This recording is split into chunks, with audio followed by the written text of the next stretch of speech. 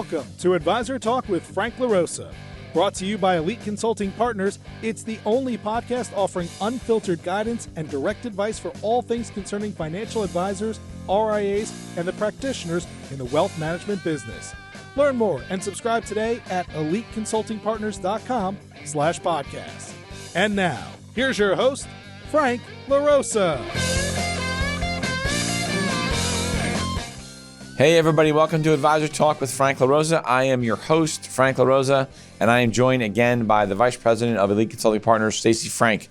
Welcome again. Thank you. Happy to be back. Hey everybody. So today, first of all, if you're new to the show, thank you and welcome. We hope that the show is informative for you. We try to keep these long enough to be able to have some good content, but short enough so that we don't become a distraction, and all of us type A people tend to have short attention spans. So we try to keep them fairly brief. And if you're listening to us on Apple, iTunes, or Spotify, or whatever, don't forget that we have a YouTube channel, so you can go check us out at Advisor Talk with Frank LaRosa on YouTube. You can also check out some of our stuff on my Instagram account, which is franklarosa.elite. So check me out there, and obviously Stacey on LinkedIn, me on LinkedIn, and go to our website, which is eliteconsultingpartners.com. Anyway, today we wanted to talk a little bit about chasing the shiny object, right? What does that even mean? Yeah, what does that even mean? So what does that mean? What does that mean?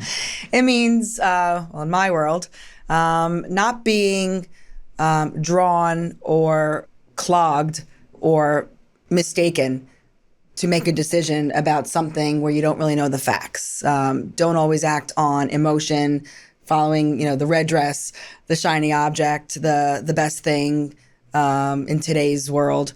Really do your due diligence and be careful of not believing the wrong people. Right. The red dress analogy is an Alex Hormozi. Well, it's really a Matrix thing, but Alex Hormozi uses the red dress as a form of distraction. Right. Don't be distracted by the red dress. Focus on the things that are most important to you and your business, not the noise. And I think that what we have found over the years, and I guess as a former branch manager, I'll say that I was maybe some of that noise, because I was a good salesperson, or I was a good recruiter, right? And I could tell a really good story. And I guess maybe I'm not part of that circle because I actually told a good story and followed up with what I said. Right? Stories are important. But what we find with advisors that are going through a recruiting process is that they may be looking at multiple firms, and they're falling in love. I'm saying falling in love, but they're being enamored. There you go. See, that's why we work so well together, right? That was not planned. So they're enamored by a manager that's a really good salesperson, right? They're putting on a good show, but the content behind what they have maybe isn't as good as the other alternative firm. And what we try to do is protect the client from falling in love with that shiny object, when the reality is it's not the best firm. It's just between the two managers that you're talking to, manager A is just a better sales guy or gal than manager B, where manager B is maybe more sort of matter of fact. Here's our deal, here's our structure, this is how the firm works, selling the values of the firm, and not a story that may or may not be followed through on. Yeah, and actions speak a lot louder than words. Everybody can talk the talk. Everybody can say, we're going to, here's what I will do for you if you join our firm. But take a much deeper dive, a much deeper look. Try to steer away from anybody dangling a carrot just to sway you to make a decision in one way or another. That's what we're here for, to help you uncover, to realize what's fact, what's just words, and who does it well and who doesn't. Yeah, what's fact and what's fiction. I used, as a former manager, I used to compete against in a marketplace that I was a manager in, against another manager that would just basically tell the advisors whatever they wanted to hear, right? Just to get them to sign. And I would say no to things sometimes, right? Like, no, you can't have 3 assistants. You're doing $1 million.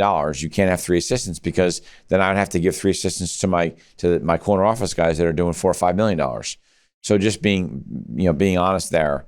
But it's also I always say sort of chase the shiny object. If we're talking about independent advisors, right, one of the shiny objects out there is, it's a 95% payout or a 100% payout. I'm going to go chase that chase that rabbit because I can be an RIA and get a 100% payout.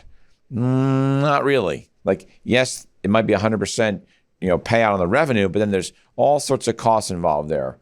And don't get distracted by whether it's a firm, a recruiter, your buddy, right? Your buddy that just went to a firm. We had that situation recently where an advisor left one firm, went to another firm, and was telling our clients how great the new firm was. I'm like, well, of course they're telling you they're great. He just put 7 figures in his checking account, right? They're the best things in sliced bread right now. Right. And they started to go down this rabbit hole to a firm that from the outset I knew wasn't the right place for them to be, right? And they went through the process, whatever. And ultimately their decision was not to go to that firm for all the reasons I said. They wasn't going to be a good fit for them. Well, and no two practices are the same. Just because you have a colleague that you've known for 25 years and you're both successful financial advisors, just because firm A, W-2 or independent is right for them, it doesn't mean that it's right for you. We treat every advisor unique. All of your practices are unique. All of your clients are unique. To us, there's no two that are the same. On the surface, they might be the same, but everybody's visions and goals and how they work with their clients and what's important to them is different. So the last thing we want to do is put anybody into a box and group everybody. These people go to this firm. It's such a much more individually customized discussion that we try to have with you. Yeah, and I don't want to say that we take the emotion out of it, because there's some level of emotion that plays a part, right?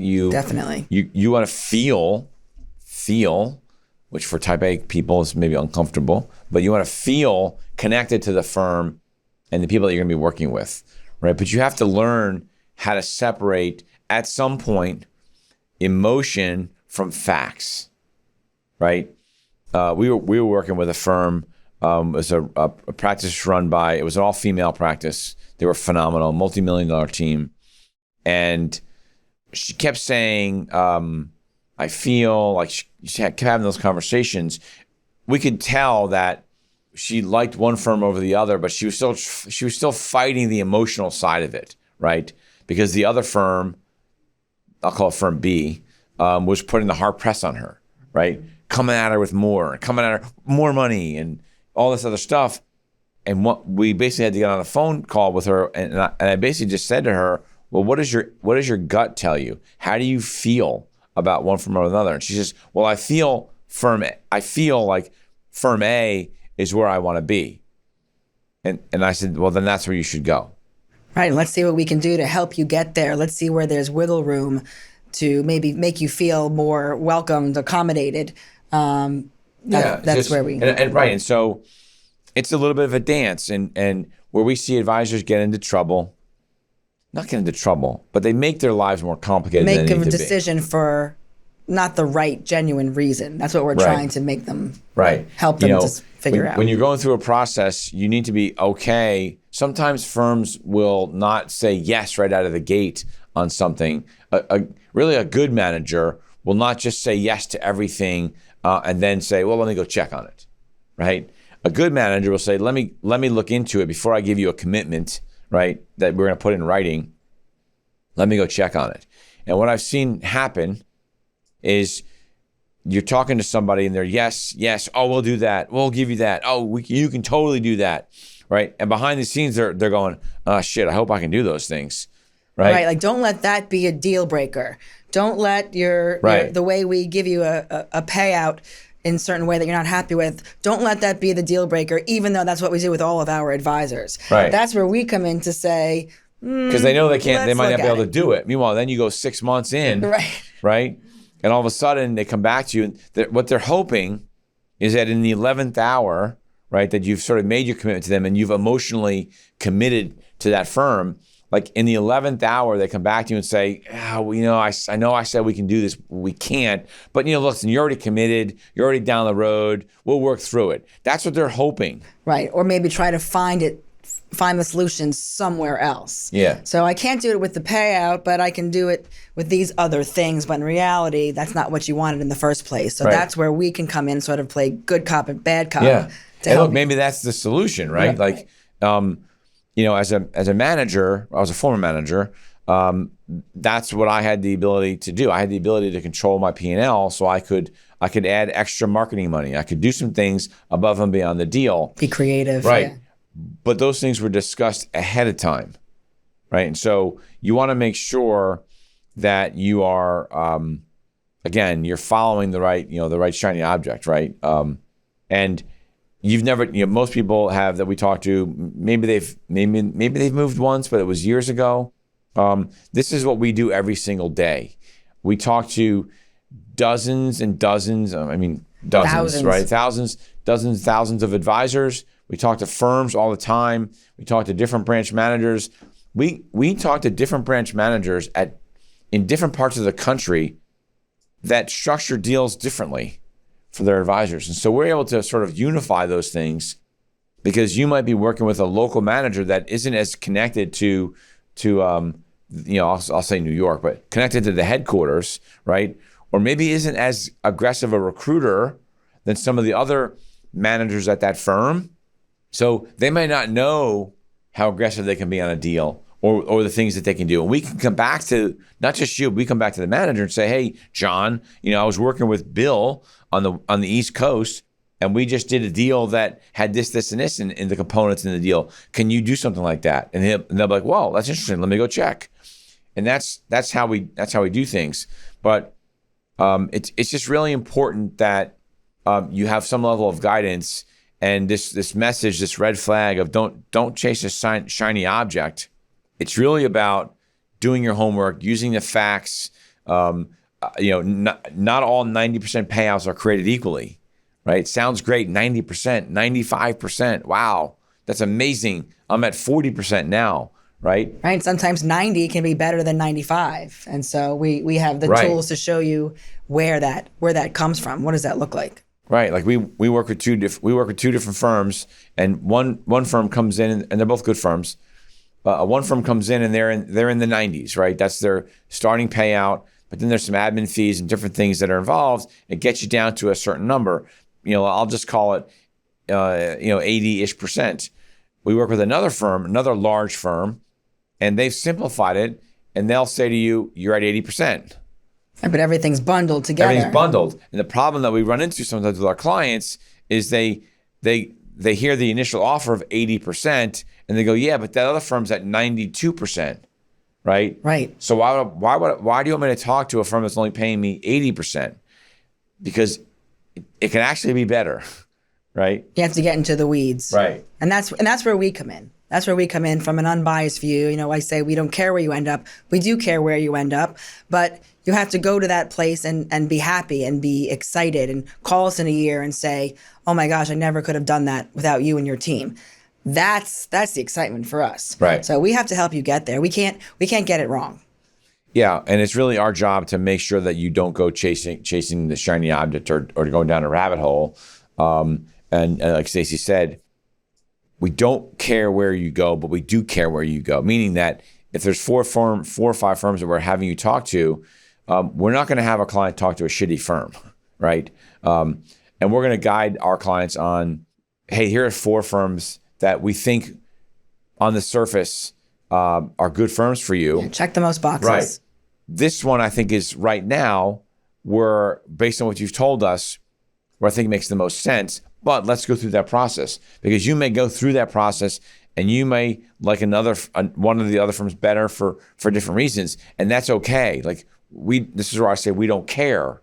We want you to go to the right firm, and it's our job to make sure that you have the right information, because we worry all the time when we make an introduction of a client of ours to a recruiter at a firm or a manager that candidly is just a really good salesperson. And I think one of the biggest topics, and we didn't even talk about this yet, but I know you're going to agree, is we're going to help you grow your business. We're going to help provide you with lead flow. We're going to give you things that don't tell anybody, books to buy, practices to acquire, becoming somebody's successor, when in reality, it's a shiny object in and of itself. Let us help you uncover, because we know who really have defined plans to do those things, to help the advisor grow their business. Again, actions speak a lot louder than words. Yeah, those are things. It's funny when you said we're going to help you find lead flow. I'm like, is that what we're telling our clients now? We're going to get them lead flow?